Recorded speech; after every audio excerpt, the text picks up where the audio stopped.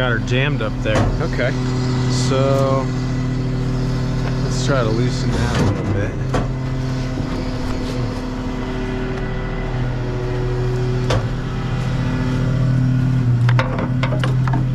Let's use our shovel maybe to.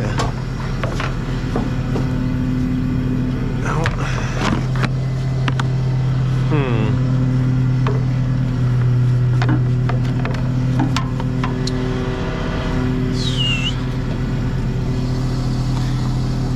Oh, it's stuck inside of there. That's not good.